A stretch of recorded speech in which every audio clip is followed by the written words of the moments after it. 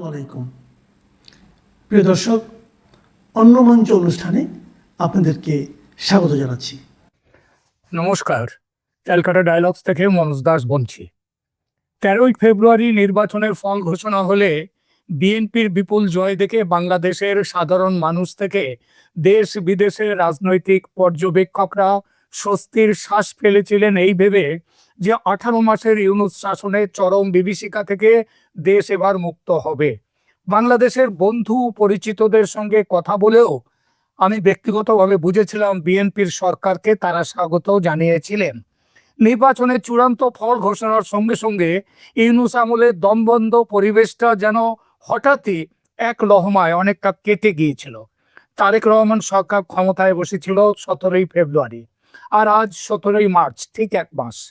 একটা মাস একটা সরকারকে নম্বর দেওয়ার জন্য আদৌ যথেষ্ট সময় নয়, বিশেষ করে যে মাৎস্য ন্যায় শাসন দেশে তৈরি করেছিল ইউনূসের 18 মাস, তা থেকে দেশকে টেনে তুলতে আরো অনেক সময় দরকার। এ কথা যেমন সত্যি, তেমন এটাও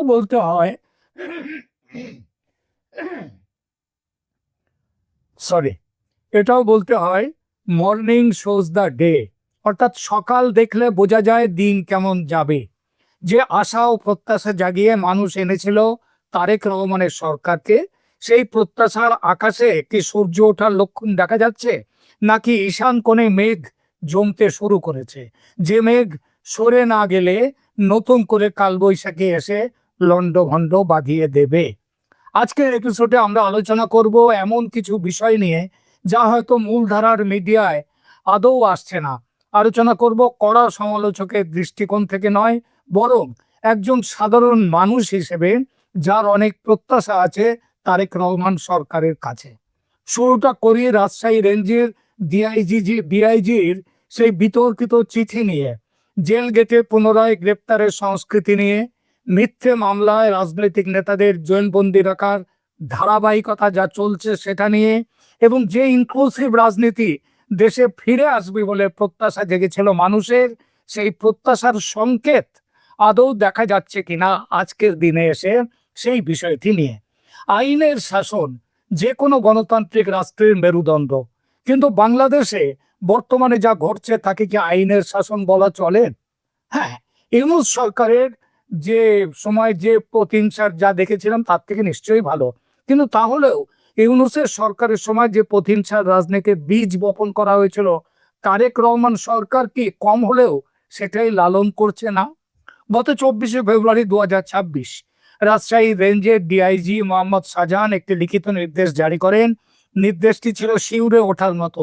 সেখানে স্পষ্ট বলা হয়েছে, আওয়ামী লীগ বা নিষিদ্ধ সংগঠনের কেউ যদি জামিন পায় তবে তাকে জেল গেট থেকেই অন্য মামলায় শোন অ্যারেস্ট দেখাতে হবে, অর্থাৎ আদালত তাকে মুক্তি দিলেও পুলিশ তাকে ছাড়বে না। এ কথা বলার জন্য তারেক রহমান সরকার কি ওই ডিআইজির বিরুদ্ধে কোনো শাস্তিমূলক ব্যবস্থা নিয়েছে, তাকে সতর্ক করেছে? যে লিখিত নির্দেশ তিনি দিয়েছিলেন তাকে প্রত্যাহার করেছে সরকার?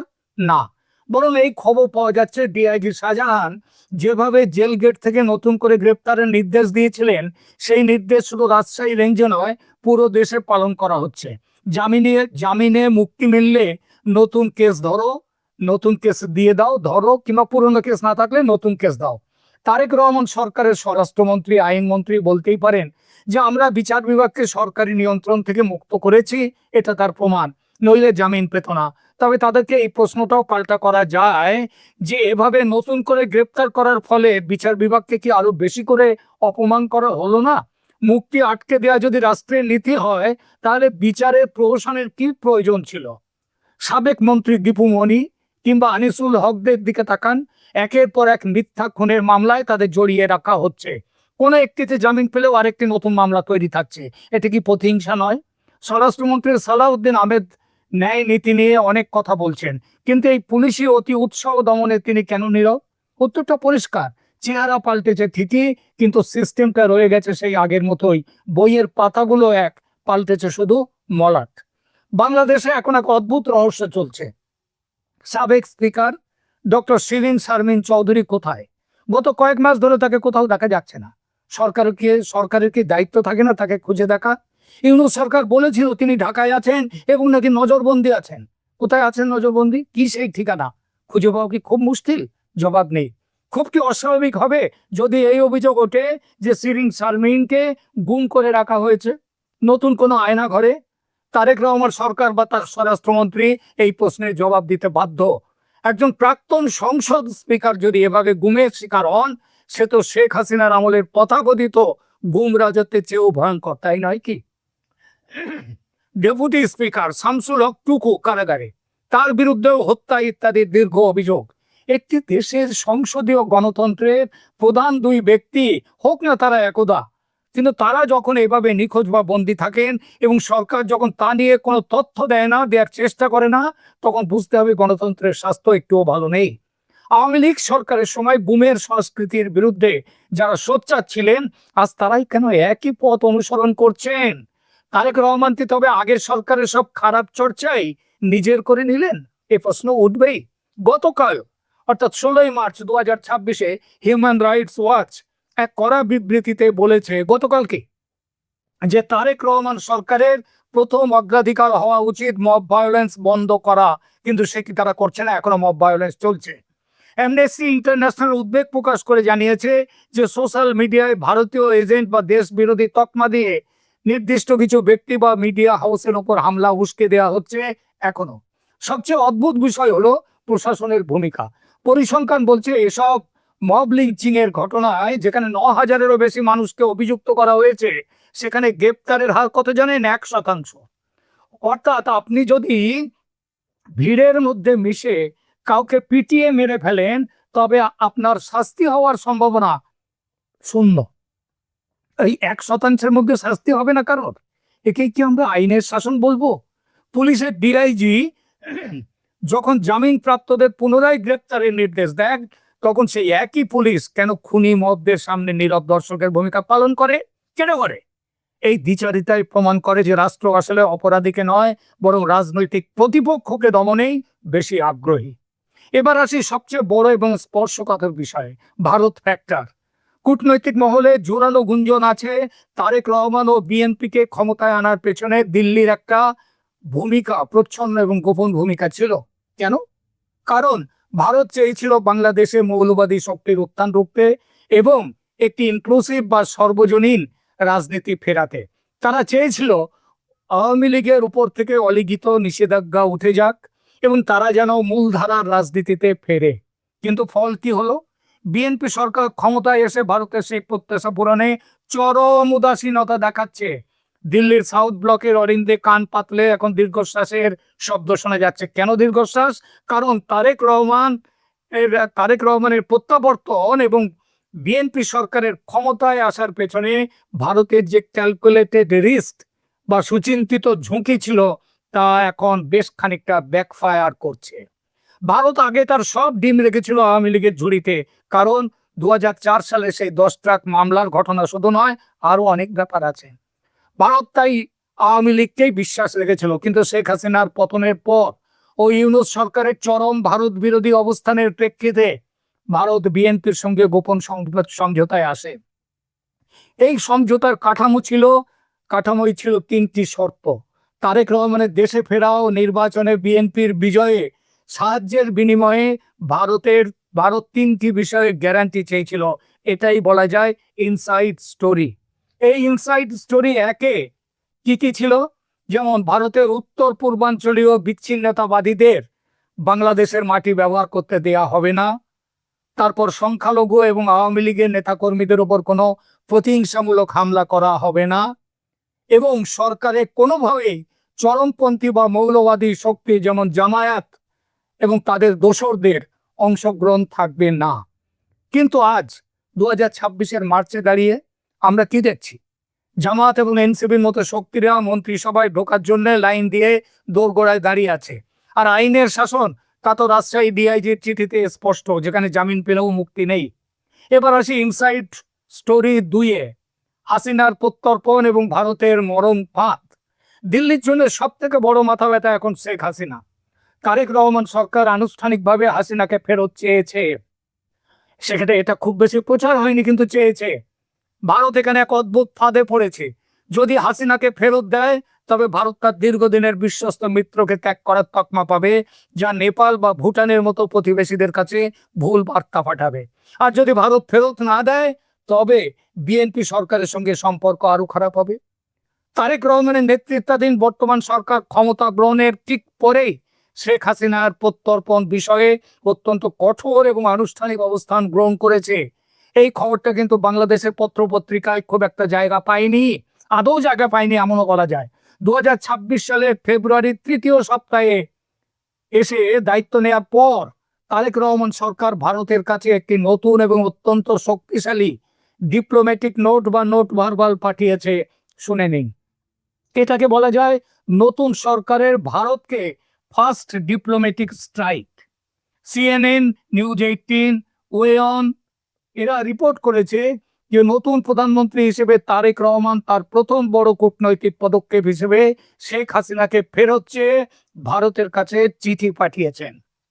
চিঠির বিষয়বস্তু আইনি ভিত্তি হলো এই চিঠিতে কেবল অনুরোধ নয়, বরং কিছু সুনির্দিষ্ট আইনি নথি সংযুক্ত করা হয়েছে।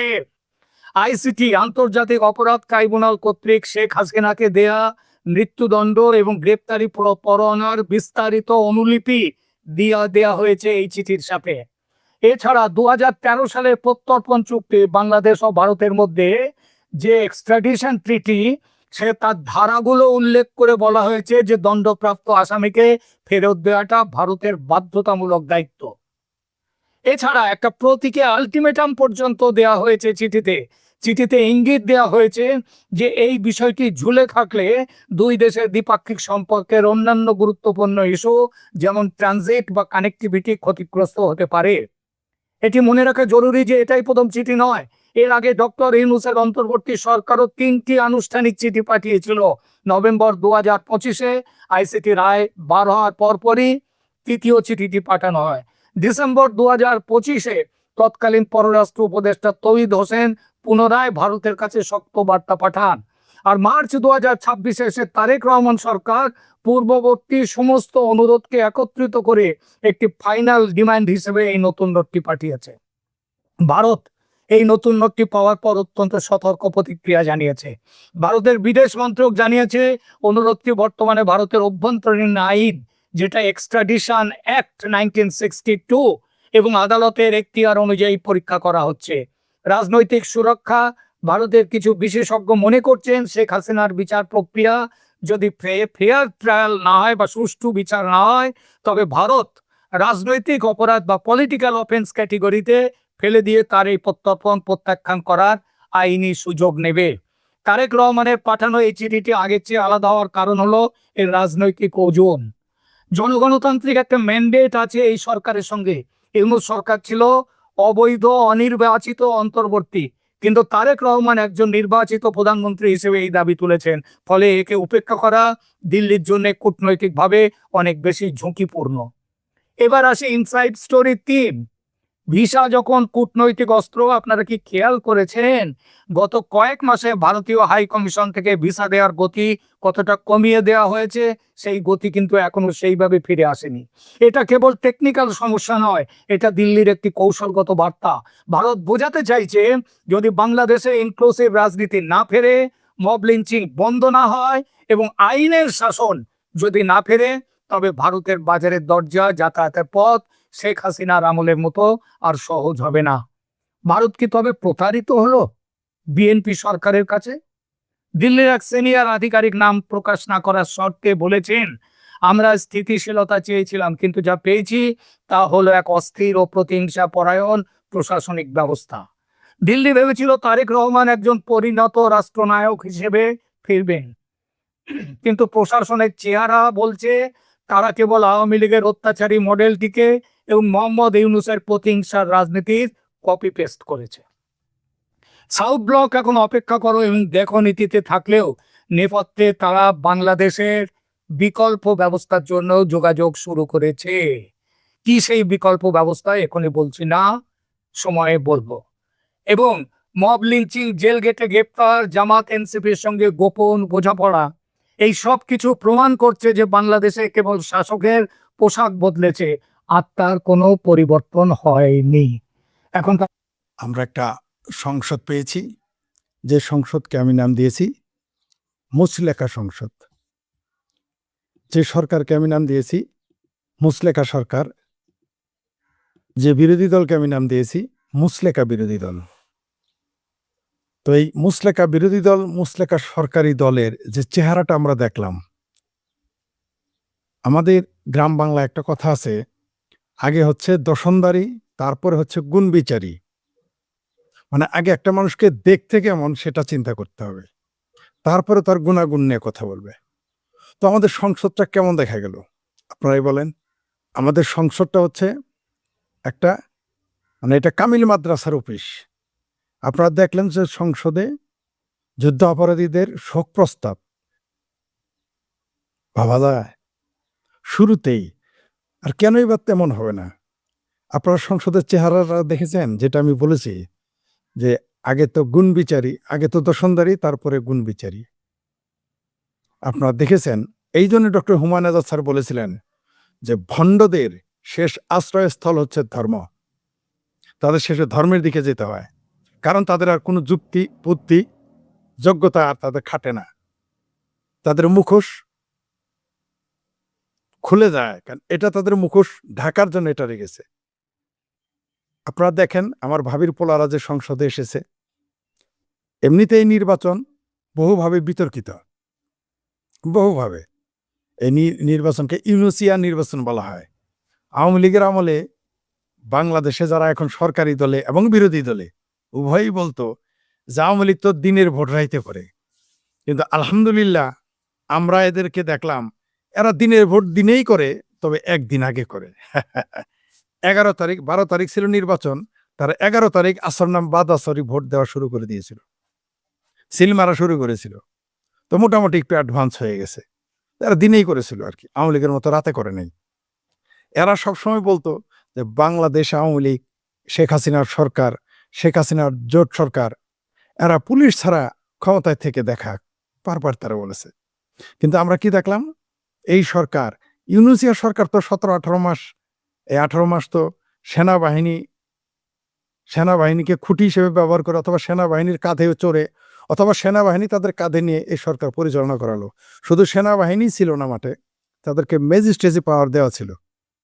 যাই হোক, তারপর একটা তথাকথিত নির্বাচন হলো, একটা মুচলেকা নির্বাচন হয়ে গেল, একটা মুচলেকা প্রধানমন্ত্রী পেলাম, মুচলেকা বিরোধী দল পেলাম, মুচলেকা সরকার পেলাম, মুচলেকা সংসদ পেলাম, এবং এইরকম এই যে টুপিওয়ালা মাদ্রাসাদের, কওমি মাদ্রাসার অফিস পেলাম।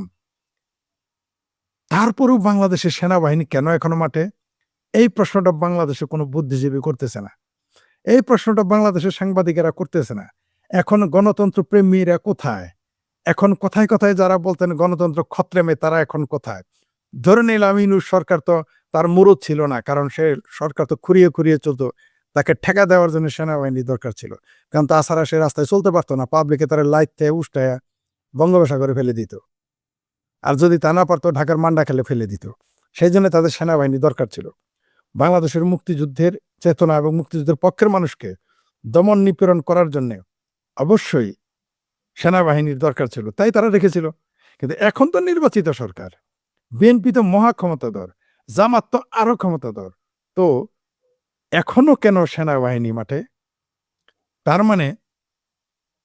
তার মানেটা হলো, যারা বলেছিল যে পুলিশ ছাড়া আওয়ামী লীগ চলতে পারে না, তারাই এখন সেনাবাহিনী ছাড়া ডক্টর ইউনূসের মতো আদম ব্যাপারী এনজিওগ্রাম সরকার যেমন চলতে পারে নাই, তেমনি তাদের তথাকথিত নির্বাচিত সরকার, মুচলেকা সরকারও সেনাবাহিনী ছাড়া চলতে পারে না। কতদিন হয়েছে এই সরকারের বয়স, এখনো কেন সেনাবাহিনী থাকবে? এই সেনাপ্রধান বলেছিল নির্বাচন হওয়ার পরে তারা চলে যাবে, তারা আগেও যায় নাই, এখনো যায় নাই। দালমে কুস্তো কালা হায়। এই যে যে যারা এখন বিরাট খুশি হয়ে গেছেন, বাকবাকুম করতেছেন, এই নির্বাচনকে, শেখ হাসিনা তো খুব খারাপ, আওয়ামী লীগ খুব খারাপ, ছাত্রলীগ খুব খারাপ, শেখ হাসিনার নির্বাচন কমিশন খুব খারাপ, এখন এত ভালো আপনারা নির্বাচিত হয়ে গেলেন ছলে বলে কৌশলে, দিনের ভোট দিনে দিলেন 24 ঘন্টা আগে, তারপরেও আপনারা সেনাবাহিনী নিয়ে কেন চলতে? আওয়ামী লীগ তো মাঠে নাই। আপনারা না বলেন দেশে আওয়ামী লীগ নাই, শেখ হাসিনা পালিয়ে গেছে, ফ্যাসিস্ট হাওয়া হয়ে গেছে, 100 বছর আর আওয়ামী লীগ ক্ষমতায় আসবে না। এখন কিসের ভয়? এখনো কেন সেনাবাহিনী? এই কৈফিয়তটা কেউ কারো কাছে চাইতেছে না। আর এটা বলতে গেলে আমরা শেখ হাসিনার দোসর, ভারতের দালাল, রয়ের দালাল ইত্যাদি ইত্যাদি যা মুখে আসে তাই বলে। তথা হাতে একটু বিলাই বেজারি হবে। এখন কোন আইনে সেনাবাহিনী আছে আমরা একটু জানতে চাই। আমার ভাবির পোলারা যে লম্বা লম্বা কথা বলেছে যে দেশে গণতন্ত্র নাই, এখন কি আছে? এটা কিরকম গণতন্ত্র যে সংসদ হয়ে গেছে মাদ্রাসার অফিস? এটা কিরকম গণতন্ত্র যে নির্বাচিত সরকার আসার পরেও সেনাবাহিনী চলে? এখন বিদেশি শক্তি কোনো আলাপ নাই, মানবাধিকার সংস্থা, গণতান্ত্রিক গণতন্ত্রকে যারা রক্ষা করার জন্য সারা পৃথিবীতে ঘুরে বেড়ায় সেই সমস্ত দেশেরও কথা নাই। পত্রিকার সম্পাদকেরা মুখের মধ্যে কুলুপ এঁটে রেখেছে। কোন কুলুপ? যেগুলো ইউজড কুলুপ, মাদ্রাসা যেগুলো ব্যবহার করে সেগুলো কুলুপ এঁটে বসে আছে বাংলাদেশের বুদ্ধিজীবীরা। আমার ভাবির পোলারা আবার খুশি, খুব খুশি। কারণ কি? আওয়ামী লীগ নেই। ভালো কথা, আওয়ামী লীগ নেই, তো এখন গণতন্ত্র কোথায়? আওয়ামী লীগকে নির্বাচনে করতে না দিয়ে, থাকতে না দিয়ে, আওয়ামী লীগকে নিষিদ্ধ করে, নৌকা নিষিদ্ধ করে, এমনকি বাংলাদেশে নৌকা মার্কার লোকদের স্বতন্ত্র নির্বাচন করতে দেওয়া হয় নাই। তারপরেও তাদের এত কিসের ভয় সেনাবাহিনী দূরে? সেনাবাহিনীকে নিয়ে ঘুরে ফিরে চলতে হয় কেন? এই প্রশ্নটা করলেই আমি হয়ে যাই, তাহারির ভাষায় বলতে হয়, তাহারি ভালো না, তাই না? এখন কোথায়? এখন গণতন্ত্রের ঠিকাদাররা কোথায়? এখন চিঙ্কু মামারা প্রশ্ন কেন তুলতেছে না? যে চিঙ্কু মামারা বললো শেখ হাসিনা ফ্যাসিস্ট, মহা ফ্যাসিস্ট, তো এখন তো গণতন্ত্রের জাতীয় ভাইয়া ক্ষমতায় আছে, এখন কেন সেনাবাহিনী মাঠে? আর সংসদ তো বামপন্থীদের মতে সংসদ হলো গিদরের খোয়ার। আমরা এখন দেখতেছি মাদ্রাসার হুজুরদের খোয়ার হয়ে গেছে। এখন এটা মাদ্রাসার খোয়ার মাদ্রাসা হয়ে গেছে, মাদ্রাসার কামিল মাস্টারদের অফিস কক্ষ হয়ে গেছে। হ্যাঁ, আপনি ঠিকই বলেছেন, অবস্থা দেখে তাই মনে হইতেছে, কেউ কেউ তাই মনে করতেছে। এই যে দেশের যে এখন গণতান্ত্রিক ব্যবস্থার মধ্যে দিয়ে তারা বলতেছে গণতন্ত্র উত্তরণ ঘটেছে, আবার আসিফ সার নামের এক বাটপার সে বলেছে এরকম ভালো নির্বাচন আর কোনোদিন হয় নাই। আরো কারা কারা যেন বলেছে এরকম মচৎকার নির্বাচন আর কোনোদিন হয় নাই। এত মচৎকার নির্বাচনের মধ্য দিয়ে ক্ষমতায় আসার পরে সেনাবাহিনী কেন রে ভাই? আপনারা না বলেছিলেন, আমি তো শুনেছি, পুলিশ ছাড়া আওয়ামী লীগের 5 মিনিট থাকতে পারে না, ক্ষমতায় থাকতে পারবে না। এসে দেখুক তে চালন বলে শুই, সেদা কেন তুই? যারা বললো, আবারও বলতেছে, চালন বলে শুই, সেদা কেন তুই? যারা বললো পুলিশ ছাড়া এসে দেখুক, তারা দেখেন না আর্মি ছাড়া চলতে পারে না। আমার ভাবির পোলারা তো আর্মিদের সাথে চলার পরেও দেখি ট্যাঙ্কের ইন্দুরের গাতার মধ্যে ট্যাঙ্কের মধ্যে পালায় চলে আসতে হয়েছে। তো এখন গণতন্ত্র কোথায়? এই প্রশ্নগুলো করলেই আমরা শেখ হাসিনার দালাল। ইউনূস কি করেছে আপনারা দেখেছেন? 12,000 কোটিপতি হয়েছে, কই থেকে আসলো? বাংলাদেশে চাকরি নাই, বাকরি নাই, ব্যবসা নাই, 12,000 কোটিপতি কই থেকে আসলো? এই সংসদে যারা আসলো তারা তো অনেকেরই তো মেম্বার হওয়ার যোগ্যতা নেই। জামাতের আমির 3 বার হ্যাট্রিক করেছে ফেল করে, জামানত হারানোর হ্যাট্রিক। এবার তাকে অনুরোধ আসরে পাশ করে আনানো হয়েছে। আমার ভাবির পোলা পাশ করেছে 6টা। এই আমার ভাবির পোলা 6 জন তাদের এলাকায় গিয়ে মেম্বার হইতে পারবে সুষ্ঠু নির্বাচন হইলে? এমপি হওয়া তো দূর। যারা আওয়ামী লীগের এমপিদের নিয়ে হাসাহাসি করতেন, আপনারা কি জবাব দিতেছেন? আপনাদের কাছে যদি প্রশ্ন রাখে আর্মি ছাড়া থাকেন তো দেখি, এখন তো এমপি হয়ে গেছেন, এখনো আপনারা আর্মি নিয়ে চলতে হয় কেন? আপনারা এত বড় জনপ্রতিনিধি, আপনারা সুষ্ঠু নির্বাচনের মাধ্যমে এসেছেন। আওয়ামী লীগ তো পুলিশ ছাড়া চলতে পারতো না, কারণ তাদের জনগণের সাথে সম্পর্ক ছিল না। তা আপনাদের সাথে জনগণের এত ভালো সম্পর্ক, আপনারা কেন সেনাবাহিনী নিয়ে চলেন? আসসালামু আলাইকুম দর্শক।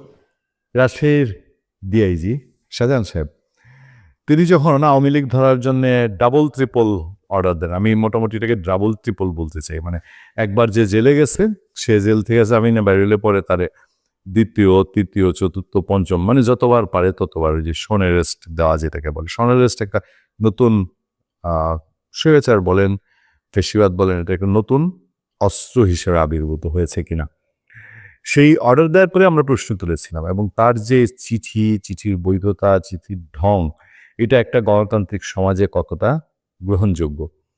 ডক্টর ইউনূসের জারি করা নিষেধাজ্ঞা, তার প্রজ্ঞাপন, হাবিজাবি, এগুলো কি আলটিমেটলি ধোপে দীর্ঘদিন টিকবে কিনা? বাংলাদেশে আদালতে যদি সেই পরিস্থিতি হয়, আওয়ামী লীগের যে কার্যক্রমে নিষেধাজ্ঞা এটা রিড করার মতন সিচুয়েশন হয় সেগুলো টিকবে কিনা, এগুলো কিন্তু দীর্ঘ আলাপ। সেই সময়ে এসে এই ডিআইজি শাহজাহান সাহেব যে খুব সহজে পার পাচ্ছেন না সেরকম একটা খবর আমাদের সামনে। কার্যক্রম নিষিদ্ধ আওয়ামী লীগের নেতাকর্মীরা জামিনে মুক্তি পেলেই অন্য মামলায় গ্রেফতার দেখানোর নির্দেশ দেওয়ায় রাজশাহী রেঞ্জের ডিআইজি মোহাম্মদ শাহজাহানকে আইনি নোটিশ পাঠানো হয়েছে। সোমবার 16 মার্চ আইন ও সালিশ কেন্দ্রের